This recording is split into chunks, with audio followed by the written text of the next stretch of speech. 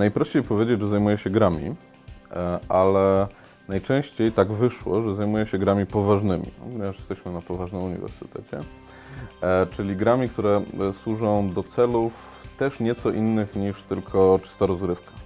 Znaczy są to gry symulacyjne, szkoleniowe, edukacyjne itd. I moją taką główną specjalizacją, jeśli chodzi o te gry poważne, jest wirtualna poszerzona rzeczywistość z takim dodatkiem biofizjologii, czyli czegoś, co nazywamy affective computing, czyli przetwarzaniem emocji w systemach komputerowych. Gry generalnie, powiedzmy, służą do tego, żeby wzbudzać emocje. To znaczy my gramy dlatego, że chcemy coś poczuć, prawda? Poczuć siłę, poczuć radość, poczuć strach czasami. W związku z tym to się przekłada.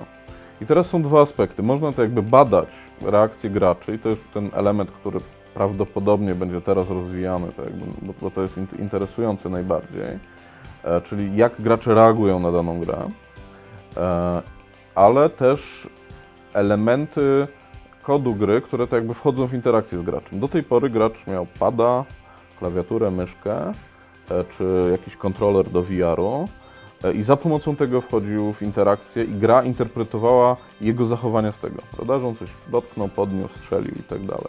Natomiast no, my jesteśmy bogatsi co do ekspresji jako ludzie, niż tylko to, co możemy przekazać przez kontrolery.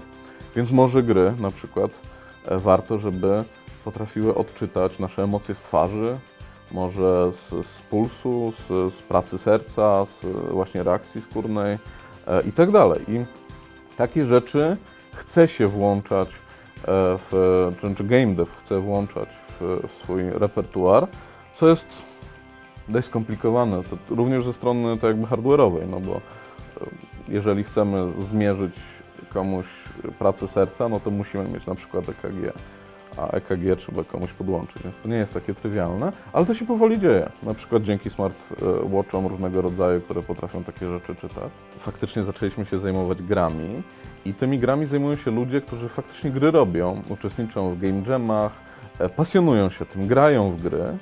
W związku z tym można połączyć przyjemne z pożytecznym i wykształcić się w kierunku informatycznym, ale zrobić to w dziedzinie, która faktycznie bardzo wielu ludzi pasjonuje, bo świat jest pełen pasjonatów gier i grania, więc dlaczego by nie połączyć te dwie rzeczy?